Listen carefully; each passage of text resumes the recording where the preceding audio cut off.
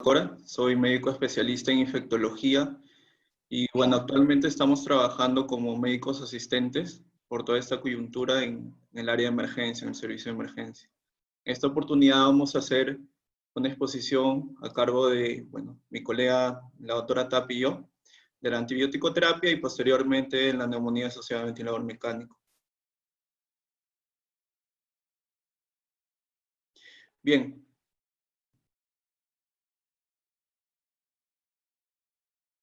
Esta es la agenda que vamos a hacer el día de hoy en la noche. Vamos a comenzar con introducción de antibiótico terapia, resistencia antimicrobiana, la farmacocinética, la farmacodinámica, los índices y las estrategias PKPD y un par de diapositivas de la elección de tratamiento antibiótico empírico.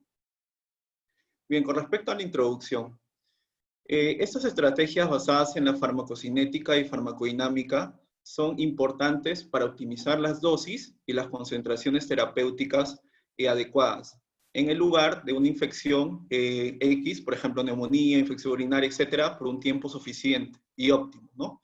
Según este estudio del doctor Kumar, cada hora de retraso del inicio de antibióticos en un paciente con shock séptico probablemente, disminuye la supervivencia de 7.6%, mientras si se inicia el antibiótico de manera adecuada antes de la media hora, se menciona que la sobrevida podría ser hasta el 83%.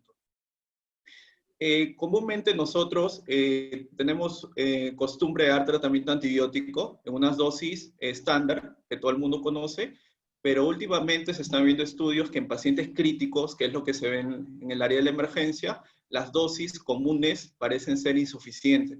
Es por eso que la administración de dosis superiores al estándar, al menos en los primeros 2 días, en los pacientes críticos deben ser claves y necesarias. Además, estas estrategias de PKPD nos van a ayudar a controlar la resistencia antimicrobiana. ¿Cuáles son los factores farmacológicos y no farmacológicos que pueden influenciar en los pacientes? ¿Aló? ¿Sí? ¿Doctor? No, sigue Jimmy, no hay problema, sigue nomás. Disculpe. Bueno, ¿cuáles son estos factores? Son diversos factores, tanto del huésped, como por ejemplo la edad, la composición, por ejemplo, si es obeso o no es obeso, el embarazo, etc. También las drogas, o sea, los fármacos, la ruta de administración, la frecuencia, etc. Interacciones extrínsecas, por ejemplo, con otros fármacos que no sean antibióticos, o con, por ejemplo, con el alcohol, etc. Los patógenos, dentro de los patógenos tienen que ver, por ejemplo, la virulencia, la resistencia a los antibióticos, etc. Y los cuidados de la salud normalmente que tenemos en la comunidad, pues, ¿no?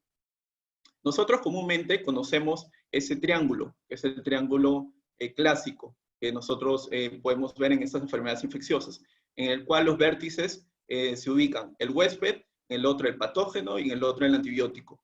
La interacción del huésped con el patógeno se da de diferentes formas. El patógeno causa enfermedades infecciosas a este huésped y este responde por medio de su inmunidad, ¿no? Y el huésped con el antibiótico, la interacción que se ocasiona es la farmacodinámica. Es lo que el cuerpo le va a hacer al medicamento, ¿no? Al antibiótico. Y la interacción del patógeno con el antibiótico, ¿en qué sentido? De que si uno da el antibiótico en dosis adecuadas y en el tiempo adecuado, no se va a generar resistencia. Pero sin embargo, si se da un antibiótico que es inadecuado, que es muy amplio para un patógeno muy sensible, se va a generar resistencia. Y también tiene que ver aquí la farmacodinámica, que es lo que el fármaco va a hacer al huésped.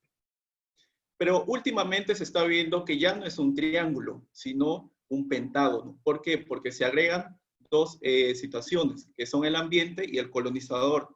Uno normalmente cuando encuentra un microorganismo en cualquier, por ejemplo, en una neumonía, encuentra un microorganismo de MDR y bueno, si un paciente está chocado, está séptico, obviamente se le da el tratamiento antibiótico. Pero por ejemplo, en algunos casos, los microorganismos colonizan a estos sujetos. ¿En qué sentido? Por ejemplo, los pacientes con fibrosis quística.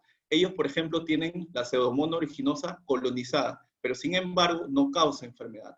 Y también el ambiente es importante y es clave en la resistencia antimicrobiana. El uso innecesario e inapropiado de antibióticos. No es lo mismo el dar innecesariamente el antibiótico y el ser inapropiado. ¿Por qué? El uso innecesario tiene que ver con el dar tratamiento pero sin indicación alguna.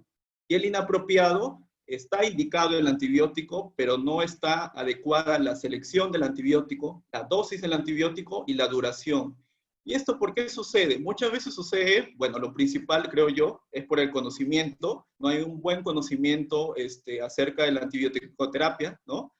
También la inadecuada interpretación de los exámenes.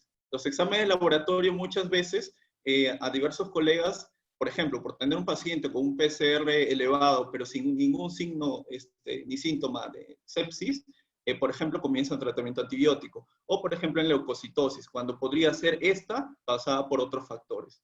La evaluación clínica y diagnóstica subestimada. Muchas veces nosotros a los pacientes ancianos, por no tener fiebre, no les diagnosticamos a tiempo un proceso infeccioso, pero sin embargo, posteriormente se pueden complicar.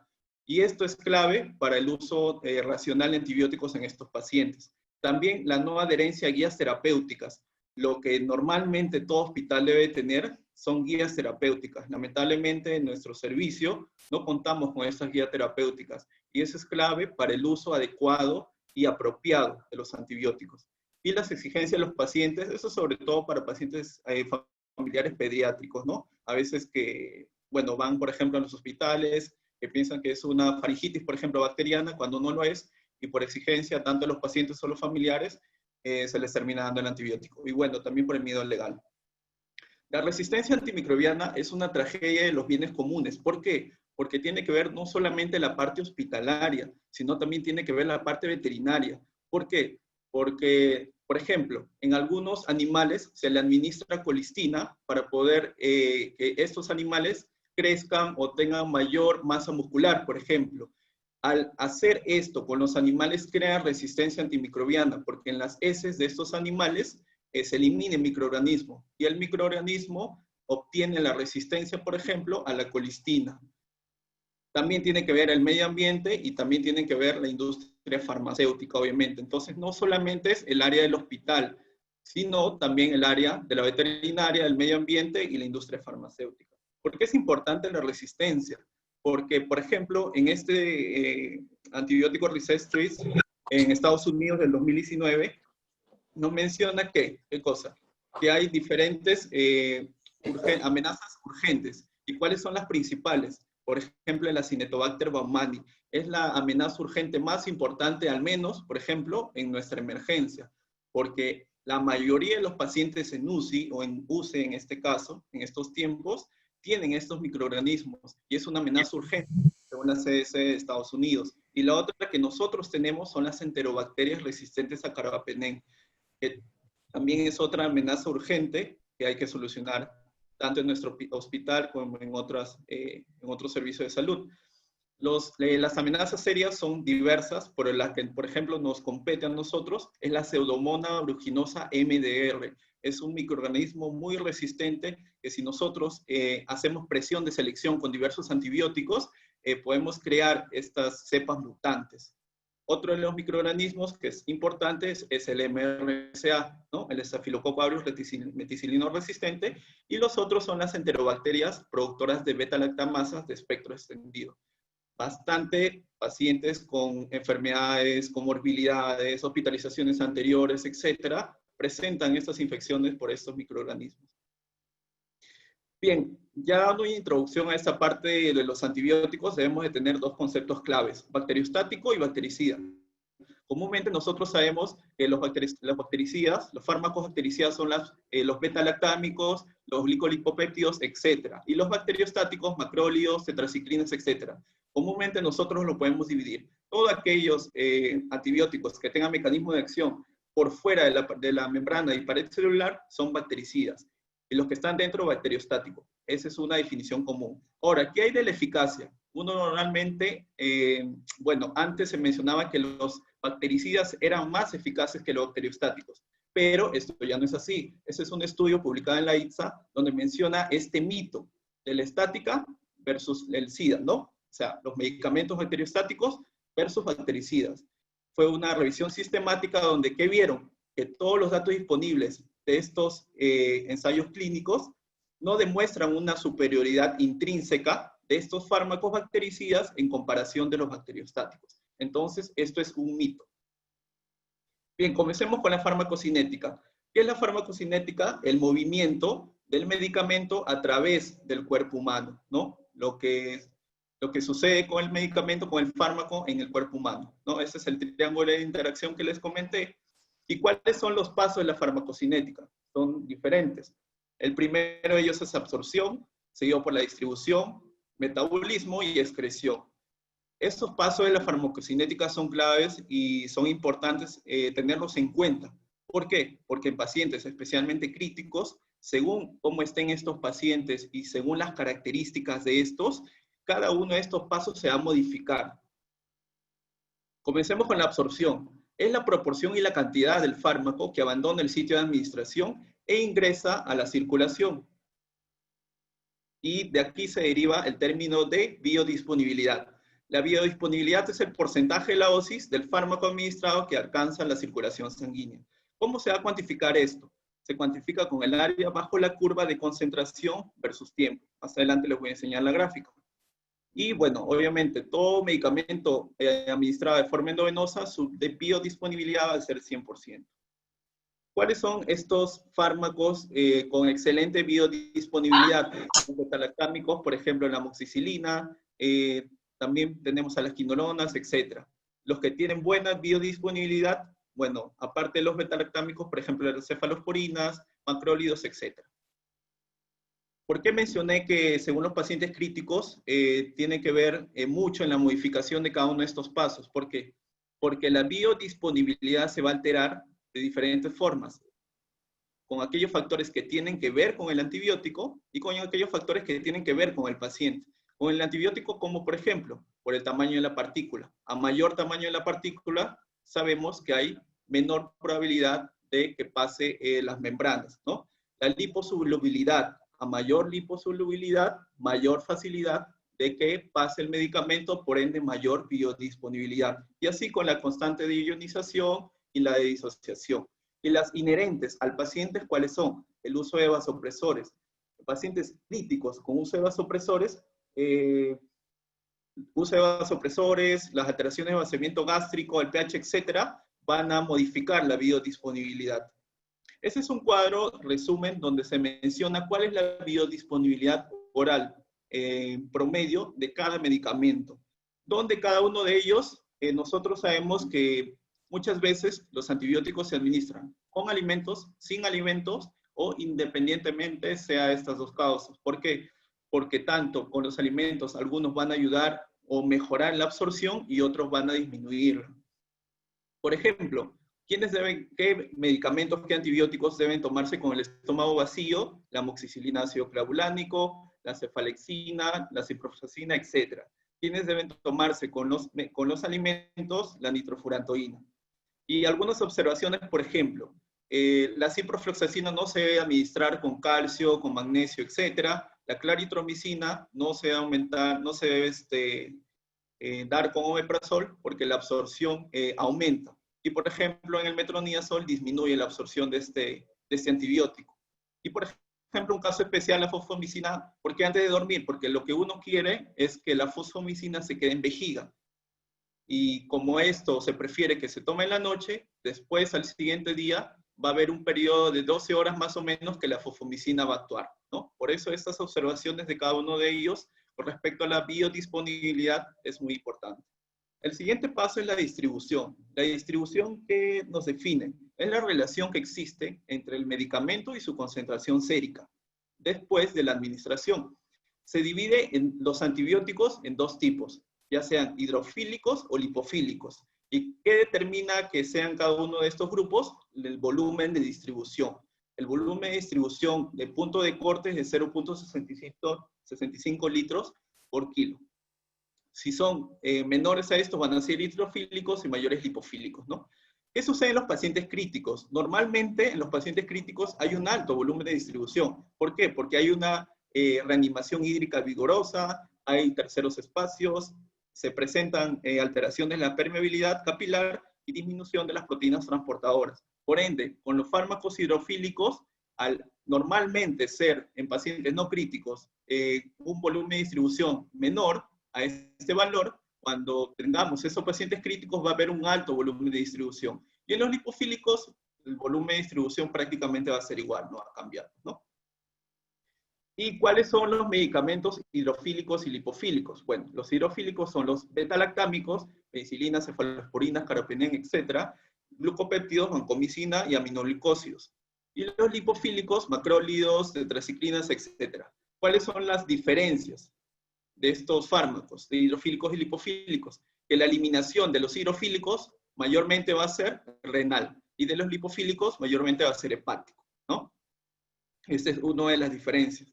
Los hidrofílicos van a tener acción contra, perdón, no van a tener acción contra los patógenos intracelulares, a diferencia de los lipofílicos, que al tener mayor facilidad de atravesar la membrana, puede llegar mejor al tejido y por ende puede llegar mejor intracelularmente. Bien, acá debemos de tener en cuenta algo importante, la unión a proteínas plasmáticas. Como sabemos, en nuestro organismo es un modelo bicompartimental. El compartimiento central está dado por la circulación sanguínea y los órganos más perfundidos, como por ejemplo el cerebro, y el compartimiento periférico, que son el resto de tejidos. ¿Qué es lo importante aquí?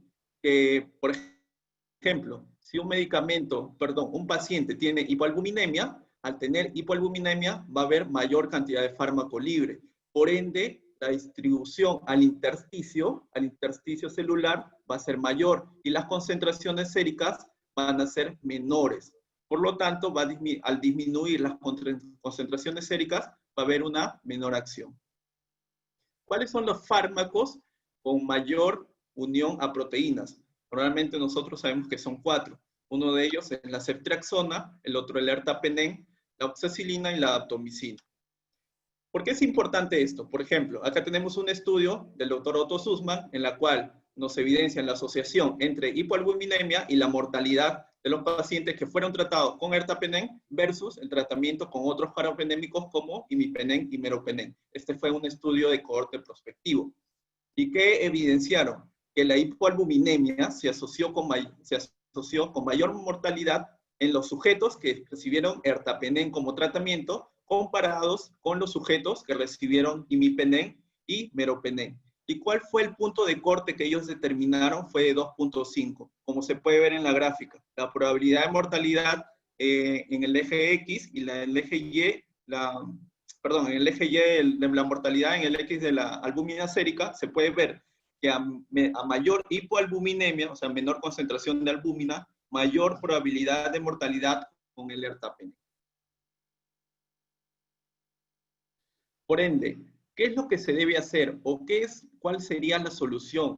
Este estudio nos menciona que el ertapenem en los pacientes críticos o en los pacientes con hipoalbuminemia se le debería dar una dosis de 2 gramos o incrementar la frecuencia de la administración, ya no 1 gramo cada 24 horas, sino 1 gramo cada 12 horas. Eso con respecto a la distribución. El metabolismo, la mayoría de los fármacos son metabolizados a nivel hepático, ¿no? El metabolismo son metabolizados de manera hepático. La depuración, ¿cómo se define? Como el producto del flujo sanguíneo hepático y la tasa de extracción hepática. ¿Y cuál es el objetivo? De pasar los fármacos que son activos, liposolubles y no excretables, a que sean hidrosolubles, inactivos y excretables. ¿Cuáles son las fases del metabolismo? Como nosotros conocemos, son 2. Es la primera fase, que es de oxidación, donde tiene reacciones de oxidación, reducción, hidrólisis, y la segunda, que es la de conjugación, donde tiene glucuronidación, acetilación y otras. ¿Y por qué es importante eso? Porque involucra el citrocromo 4P450, ¿no? Y hay diversas situaciones en las cuales se puede modificar el metabolismo. Por ejemplo, en los pacientes que sufren quemaduras, en los pacientes con trauma, en los pacientes chocados, etc. Y los fármacos también tienen que ver. ¿Por qué? Porque fármacos vasopresores van a disminuir el flujo sanguíneo hepático y los vasodilatadores lo van a aumentar. El siguiente paso es la excreción. La excreción se lleva principalmente, como sabemos, a nivel renal, pero otros medios de excreción son el hígado, la vía biliar y la vía respiratoria. El clearance total es el volumen unitario de un sistema que es aclarado al fármaco por cada unidad de tiempo. O sea, es la suma del clearance renal y del clearance no renal, ¿no? En un paciente crítico, ¿qué sucede? La función renal está alterada. Por ejemplo, en pacientes con disminución de filtración glomerular, estos tienen aproximadamente un 25% de falla renal. Y hay otros pacientes que tienen aumento de filtración glomerular. ¿En quiénes se ven estos? En pacientes con estados hiperdinâmicos, ¿no? Y de ahí surge la pregunta, si los pacientes en estados hiperdinâmicos, ¿qué sucedería si nosotros diéramos el tratamiento de diferente forma? ¿Cómo así? Surgen diversos estudios en los cuales, debido a este aumento de filtración glomerular, se le debe dar el tratamiento antibiótico inicial con mayor dosis. ¿Por qué? Por ejemplo, se define hiperfiltración glomerular cuando hay más de 130 mililitros por minuto por 1.73 metros cuadrados en varones y 120 en mujeres, ¿no? En mujeres son 120 y varones 130, ¿no? Y aquí surge, ¿debemos de dar la misma dosis de antibiótico en estos pacientes? Pues no. Miremos aquí. En los pacientes, por ejemplo, con neutropenia febril, pacientes sépticos, hemorragia subarachnoidea, pacientes con trauma, como se ve ahí en la imagen, en la tabla, la media, de la tasa de filtración glomerular es alta. Miren, en la cápita de hemorragia subarachnoidea, que es de 326 mililitros por minuto, ¿no? Es demasiado alto. Y entonces surge la pregunta, en los pacientes, por ejemplo, neutropénicos febriles que están hiperfiltrando, quemados, en ellos, ¿hay que darle la misma dosis que en los pacientes normal? Pues no, no debe ser así. Por eso este estudio lo que nos menciona, ¿qué cosa? Que debemos de aumentar las dosis. Por ejemplo, en el meropenem, cuando tenemos un paciente con hiperfiltración, ya no darle la dosis normal, que es de 1 gramo cada 8, sino 2 gramos cada 8, y hacerle sus controles posteriores. Controles posteriores me refiero a hacerle cada 48 horas nuevos bioquímicos para ver cómo va la tasa de filtración, si ya mejoró o no. Ese, por ejemplo, con el meropenem. Con la piperacilina tazobactam también pasa lo mismo. Por ejemplo, normalmente se le da 4.5 cada 8 horas, pero lo que menciona este estudio se le puede dar cada 6 horas. Y aquí surge otra pregunta, otra parte importante, que es el tiempo de vida media. El tiempo de vida media es el tiempo necesario para que la concentración del fármaco en la circulación pase al 50%, una vez finalizada los pasos anteriores de absorción y distribución. ¿Qué es lo importante aquí? Que cuando se administra solamente con dosis única un fármaco, se necesitan 5 vidas medias para eliminar aproximadamente un 97% del total de fármacos. Pero eso, ojo, ocurre cuando solamente se da en dosis única. Pero cuando uno puede lograr el estado de equilibrio, o sea, un régimen de dosificación continuado, cuando igual se requieren 5 vidas semividas o 5 tiempos de vidas medias de eliminación para llegar a este estado de equilibrio, pues, ¿no?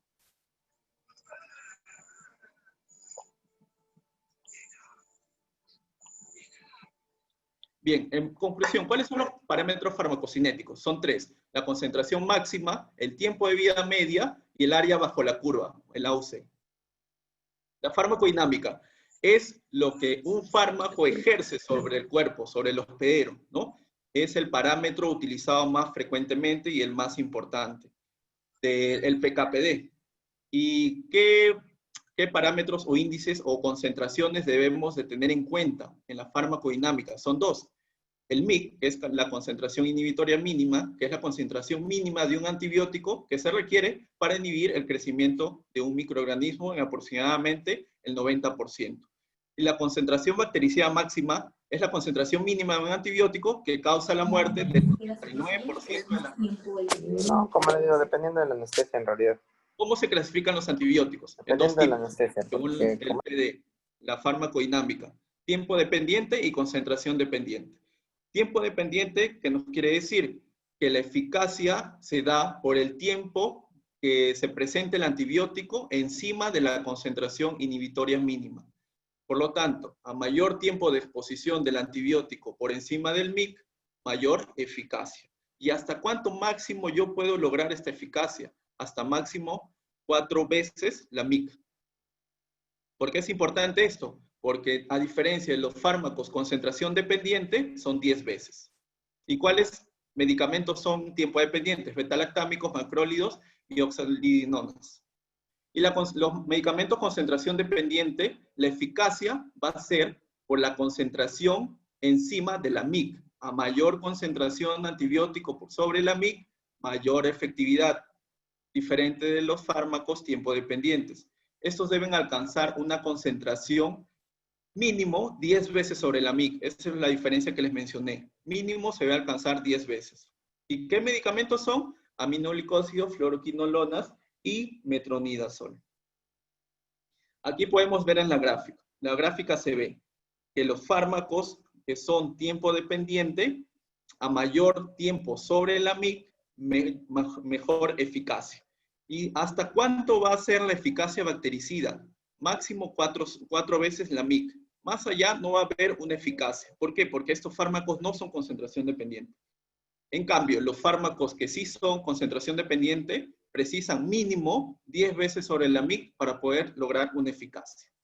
Comencemos con los antibióticos tiempo dependientes. Los antibióticos tiempo dependientes, como les mencioné, la eficacia es tiempo sobre la MIC. ¿Cuáles son los puntos objetivos? Según cada fármaco, se puede dar un objetivo tiempo sobre la MIC. Las penicilinas, por ejemplo, es 50%, cefalosporinas de 60 a 70% y los carbapenémicos de 30 a 40%. Y los macrólidos de 40% aproximadamente. ¿Cuál es el objetivo entonces, por ende, de estos fármacos? El objetivo es conseguir una larga exposición al antibiótico. Y estos medicamentos nos dan un mínimo o moderado efecto post-antibiótico. Y ahí viene la pregunta. ¿Qué significa efecto post-antibiótico? El efecto post-antibiótico es la persistencia de la supresión del crecimiento bacteriano posterior a la exposición del antibiótico, por debajo de la MIC. El tiempo que le toma al microorganismo recuperarse de los efectos del antibiótico. ¿Y qué fármacos tienen mayor efecto post-antibiótico? Los aminoglicósidos, las quinolonas, etc. Entonces se ven los gráficos, en ambos gráficos. En el primero se evidencia el cefepime, según la concentración por cada microorganismo. Y en el segundo gráfico se ven las estrategias a utilizar, ¿no? En el primer gráfico, ¿qué es lo que yo quiero mencionarles?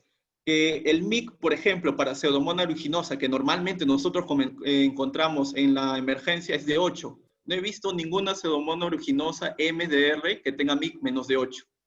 Por lo tanto, como ven en el gráfico, se ve que el tiempo sobre la MIC es muy poco, a comparación de diversos microorganismos, como por ejemplo E. coli, Klebsiella, estafilococos, etc. ¿Y qué estrategia nosotros deberíamos de tener para lograr un mayor tiempo de exposición? Pues bien, algunos estudios mencionan que la estrategia adecuada sería el dar infusión continua, ¿no?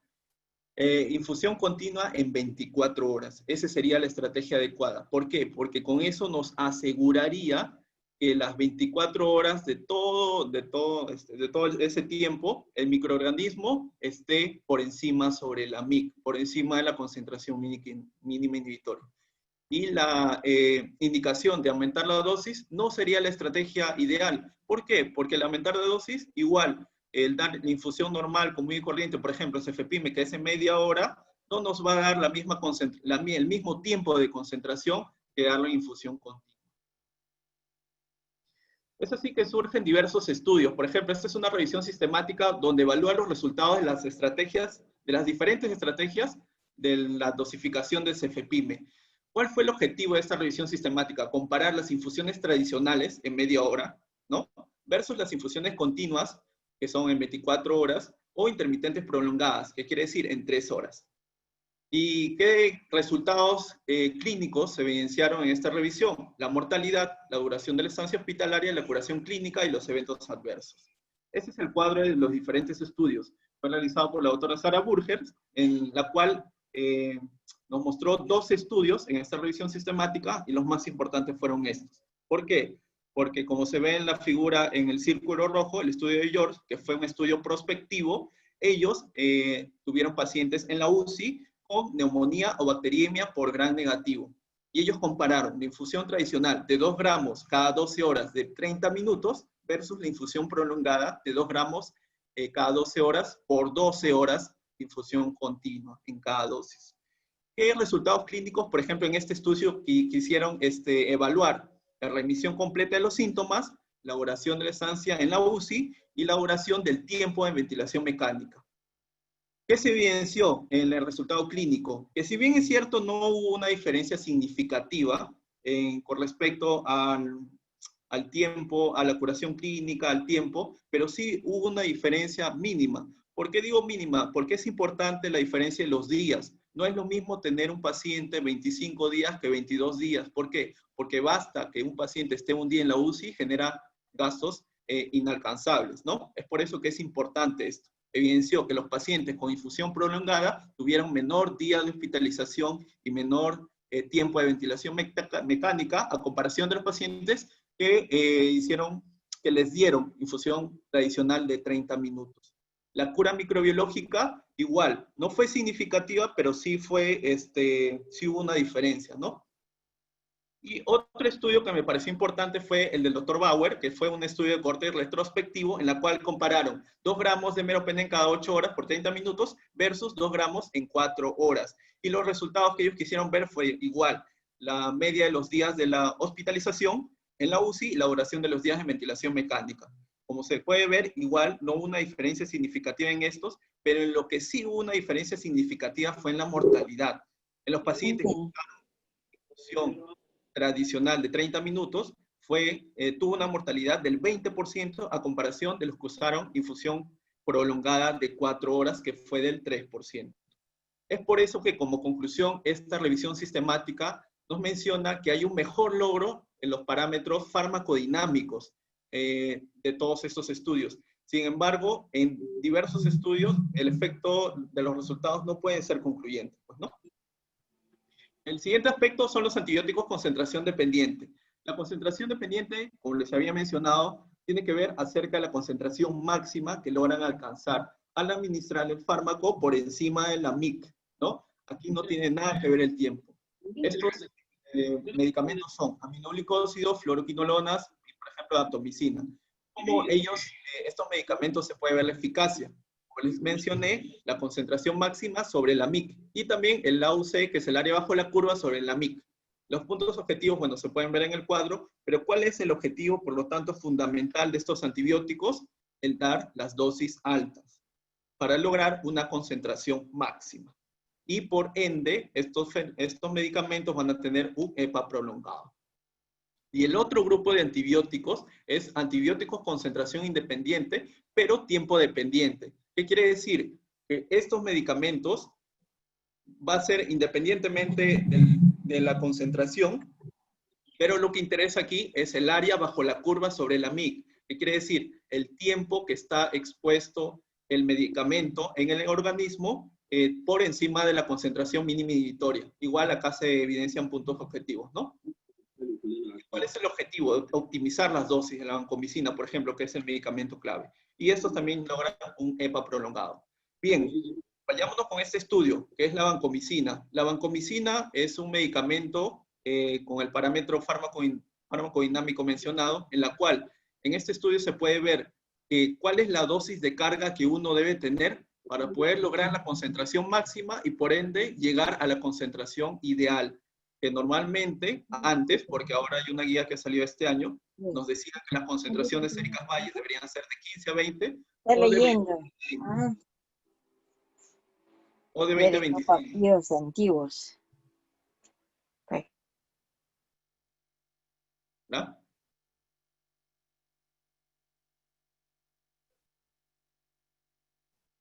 Bueno, como les mencionaba, deben ser de 20 a 25, ¿no? Las concentraciones. Pero ¿cómo se logran? Dando una dosis de carga de 25 miligramos por kilo en 1 hora y media. Esa es la dosis de carga ideal en este estudio, ¿no? Este estudio se basó en un modelo que se llama modelo de Monte Carlo, que nosotros, bueno, en otras realidades, perdón, se utilizan, que es un modelo adecuado, pues, ¿no? ¿Y qué demostraron? Bueno, como les mencioné, que la dosis de carga ideal debe ser 25 miligramos infundida en 90 minutos, y las dosis de mantenimiento, según la depuración en este estudio, en este tipo de pacientes, fueron de 1 gramo a 1.5 en los pacientes que tuvieron depuración menos de 45, y los pacientes que tuvieron más de 130, o sea, hiperfiltrantes, de 3.5 a 4.5. Pero surge la duda, ¿cuál es la infusión ideal de la vancomicina? Si esta vancomicina no es concentración dependiente, se le debería dar una infusión intermitente, se le debería dar una infusión continua. ¿Cuál sería lo mejor? Este es un metaanálisis, una revisión sistemática y metaanálisis realizada por el doctor Chu, donde se vio los pacientes con infección por gram positivos, donde compararon la infusión intermitente versus infusión continua de vancomicina. Su objetivo fue evaluar la efectividad y seguridad de la infusión intermitente de vancomicina y de la infusión continua de vancomicina. Fueron un total de 14 estudios en los cuales se evidenció como conclusión de que la infusión continua de vancomicina era más fácil lograr el PTA. ¿Qué significa PTA? Probabilidad de alcanzar el rango terapéutico. Es el target terapéutico, ¿no? El objetivo de la concentración media sobre el CT. El CT o la concentración terapéutica que antes se decía que se debería lograr era de 10 a 15 o de 20 a 25. En estos estudios se demostró que dando la infusión continua de vancomicina sí se logra. Además de haber una mayor seguridad con respecto a la nefrotoxicidad. Pero en lo que sí no hubo diferencias significativas con respecto a eso en las infusiones fue en la duración del tratamiento, en el objetivo terapéutico del área bajo la curva sobre la MIC, que debe ser más de 400, y en la mortalidad. Entonces, surge la pregunta, ¿debemos de seguir midiendo los niveles séricos de vancomicina? Normalmente lo que nosotros sabíamos es que en los pacientes con neumonía, bacteriemia, etc., los niveles Bayes recomendados deberían ser de 15 a 20. Y en otras infecciones deberían ser de 10 a 15. Pero surge una nueva guía que fue publicada este año, en junio de este año, de diferentes sociedades de Norteamérica. Una de ellas es la ITSA, donde nos menciona qué cosa. Que igual debemos dar la dosis de carga, que el parámetro objetivo que nosotros debemos de tener en cuenta es el área bajo la curva sobre la MIC, que debe ser entre 400 y 60, y que esta medición debe ser diaria. Y ya no seguir midiendo los niveles séricos. ¿Por qué? Porque los pacientes críticamente enfermos tienen diferentes características. Por ejemplo, en pacientes que son hiperfiltrantes, pacientes que tienen hipoalbuminemia, etc. Entonces, estos niveles séricos no se van a poder medir adecuadamente, pero lo que sí se debe mantener es el área bajo la curva sobre la MIC, y eso es lo que mencioné esta guía reciente. Por lo tanto, ¿cuáles son los índices y estrategias PKPD? Bueno, son dos, la farmacocinética y farmacodinámica. ¿Y cómo nosotros lo podemos caracterizar ya en esta gráfica? Según si el índice PKPD es concentración máxima sobre la MIC, la estrategia ¿cuál va a ser? Que se debe dar una dosis grande y poco frecuente, porque lo que se busca es llegar a la concentración máxima. El segundo índice es área bajo la curva sobre la MIC. Lo que se busca es la dosis de carga, como por ejemplo la vancomicina. Y el tercer índice es el tiempo sobre la MIC. O sea, dosis pequeñas, pero frecuentes. O sea, que todo el tiempo esté expuesto el medicamento en el organismo. Y para esto, por ejemplo, se logra con infusión extendida. ¿Cuáles son los tipos de infusiones? Son tres. Lo que comúnmente nosotros conocemos, que es tradicional o intermitente. Por ejemplo, el CFEPIME, preguntando a diversas licenciadas, lo que hacen es pasarlo en media hora. Esa es la infusión intermitente o tradicional. La otra infusión es la infusión prolongada o extendida, que normalmente es en 3 a 4 horas. Y la infusión continua es durante 12 horas o 24 horas de exposición del antibiótico por encima sobre la MIC. Esto nos garantizaría el 100% de exposición sobre la MIC, ¿no? Pero ¿qué sucede? Sucede lo siguiente, como se ve en el círculo, que cuando uno da infusión continua, no se logra el objetivo terapéutico inicial, demora el tiempo. Por ejemplo, dando una infusión tradicional, el tiempo en 1 o 2 horas, ya el fármaco ejerce su acción sobre la MIC, pero dando infusión continua va a demorar. pero a la larga esta infusión continua va a tener una mayor exposición, que es lo que se quiere, al menos en estos fármacos con este tipo de índice PKPD. Entonces, ¿qué surge? Surgen diversos estudios en los cuales mencionan que tendríamos que dar dosis de carga en estos medicamentos. Bueno, esto todavía está en estudio, pero surge esa duda, pues, ¿no?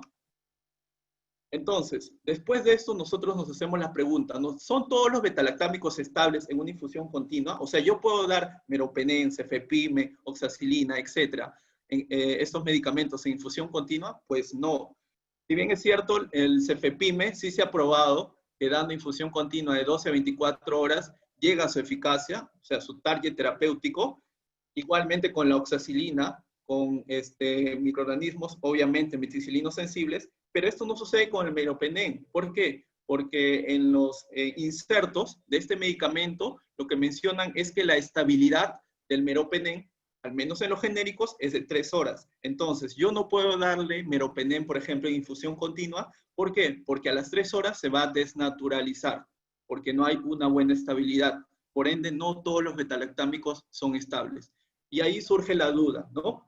Si este genérico sería mejor un innovador, pues sí, hay diferentes estudios donde comparan el uso de meropenem innovador versus genérico, y en el meropenem innovador sí mencionan que el dar infusiones, por ejemplo, en 8 a 12 horas, sí logra su estabilidad deseada y por lo tanto su eficacia. Ya para finalizar, bueno, yo al menos hago un algoritmo para elegir el tratamiento antibiótico empírico, y yo siempre son 9 preguntas, perdón, que me realizo cuando tengo un caso clínico. ¿Por qué debo de darle? ¿Realmente estoy ante una infección? ¿Es una infección lo que estoy viendo? ¿Debo darle el medicamento? Lo segundo, ¿puedo esperar a darle el medicamento y tomarle primero cultivos? ¿Es un paciente chocado? ¿Espero o no espero? ¿Es un paciente que no está chocado? ¿Puedo tomarle hemocultivos? Es la segunda pregunta. Lo tercero, ¿es qué microorganismo probablemente esté afectando a este paciente? ¿Es un paciente con una infección urinaria pasada, con factores de riesgo para ITUS-BLE, por ejemplo, hospitalizaciones anteriores, etcétera? Bien, ¿qué tipo de paciente? ¿Es un paciente con comorbilidades, diabético, hipertenso, etcétera? ¿Dónde va a actuar ese medicamento? Si ese medicamento que yo voy a dar va a actuar en ese tejido, ¿cuál medicamento va a ser? ¿Qué medicamento yo voy a dar para esta infección? ¿Cuál es la vía que voy a optar y cuándo darle, ¿no? Y el control con los efectos secundarios. Por ejemplo, este es un caso clínico de una paciente mujer de 75 años que es diabética, que está en seguimiento en un programa de protección renal. Y en los últimos 3 años se obtuvo una disminución progresiva de la filtración glomerular. Ella que usaba insulina, losartato, orazatina. Tuvo 4 hijos por parto vaginal y sufre de incontinencia urinaria de esfuerzo. Ahí hay un factor de riesgo. Desde que le dio el climaterio, se identificó déficit estrogénico que favorece atrofia vaginal y presenta 1 a 2 episodios de cistitis por año. Por lo tanto, hay otro factor de riesgo. Y el último fue hace 3 meses. ¿Qué quiere decir? Es una paciente con incontinencia urinaria, con múltiples partos vaginales, que llegó a esto, una paciente que tiene infecciones recurrentes y que estuvo hospitalizada o estuvo expuesta a antibióticos en los últimos 3 meses. En este episodio, por ejemplo, recibió 8 días de ertapenem porque se le identificó una E. coli BLE. Una E. coli BLE sensible a nitrofurantoína y carbapenémicos. Y, por ejemplo, en la consulta, es una simulación en consulta, viene por hematuria, disuria, dolor en hipogastrio, malestar general, pero sin fiebre ni dolor en flancos. Y la PPL es negativa. Y los signos vitales están normales. La glucometría está normal. Entonces, ¿nosotros qué debemos hacer? ¿Estamos ante una infección o no? Pues sí, estamos ante una infección. Es una infección del tracto urinario, ¿no? Entonces, ¿debo de darle tratamiento? Sí, sí debo darle tratamiento. ¿Puedo esperar? Pues sí, puedo esperar. Es una persona que tiene signos vitales normales, que no tiene ninguna condición que durante las 24 horas pueda hacerle perder la vida, entonces puedo tomarle un cultivo. ¿Qué microorganismo yo estoy sospechando? Pues obviamente, si tengo un antecedente de un E. coli BLE, obviamente yo tengo que sospechar de un E. coli BLE en este nuevo episodio. No voy a sospechar un E. coli sensible o una Klebsiella sensible, etc. ¿Ante qué paciente estoy? Es una paciente con incontinencia urinaria, es una paciente con hitos recurrentes, estuvo hospitalizado hace 3 meses, estuvo recibiendo tratamiento antibiótico hace 3 meses. Ese es el tipo de paciente que tengo. ¿Hacia dónde debe de actuar el medicamento? Pues bien, hacia las vías urinarias. ¿Cuál medicamento voy a elegir? Como es una paciente que tiene un E. coli B, obviamente mis opciones podrían ser carbapenémicos, nitrofurantoína o fosfomicina, si tuviera el caso en el antibiograma. ¿Por qué yo no le daría, por ejemplo, nitrofurantoína? Porque ya tiene un cierto grado de alteración renal y como sabemos, este se corrige para el tratamiento. ¿Por qué no le doy carbapenémicos? Podría ahorrar el carbapenémico tipo meropenem o imipenem porque no es una paciente que está chocada, por ejemplo. ¿Podría darle el tapenem? Sí, podría darle, pero podría darle fosfomicina, ¿por qué no? Sí, le podría dar, porque es una persona, una paciente con signos vitales normales, que tiene todos los síntomas de la infección urinaria, obviamente, pero mi elección, por ejemplo, en este caso sería fosfomicina. ¿Qué vía? Vía oral, una dosis única de 3 gramos de fosfomicina. ¿Y cuándo? ¿En qué momento? Durante la noche, como les expliqué. Lo que se busca es que la fosfomicina se mantenga durante el mayor tiempo posible en vejiga para que después, para que en este tejido ejerza su acción. Y controla, obviamente, los efectos secundarios, por ejemplo, etc. Así es lo que hago, por ejemplo, para elegir el tratamiento antibiótico empírico. Entonces, como conclusiones que tenemos, para optimizar el tratamiento antibiótico en esos pacientes críticamente enfermos, se debe tener en cuenta el fármaco ideal y la dosis ideal, no usar un uso innecesario e inadecuado de los antibióticos. En los pacientes críticos, la absorción de los antibióticos se altera por diferentes formas, por uso de vasopresores, por alteraciones del vaciamiento gástrico, por pacientes que están en alimentación enteral, etc. La distribución, que es otro parámetro farmacocinético, es la relación que existe entre la dosis y la concentración sérica después de administrado, y los fármacos se van a distribuir según sean hidrofílicos y lipofílicos. Los antibióticos se clasifican en, si son concentración dependiente, quiere decir que a mayor concentración de antibiótico por encima de la MIC va a ser menor, va a tener mayor efectividad. Los antibióticos tiempo dependiente, ¿qué quiere decir? Que durante mayor tiempo sea la exposición de este fármaco en el cuerpo, mejor va a ser la eficacia por encima sobre la MIC. Y por último, la optimización de los parámetros PK/PD son herramientas claves para el tratamiento antibiótico. Pero obviamente para esto necesitamos datos clínicos, datos microbiológicos, antecedentes, etc. Y en base a todo esto, elegir una alternativa terapéutica ideal. Bueno, eso es todo. Gracias. Esta es mi parte. A continuación va a exponer mi colega, la doctora Mariel Tapia, por respecto a neumonía asociada a ventilador mecánico.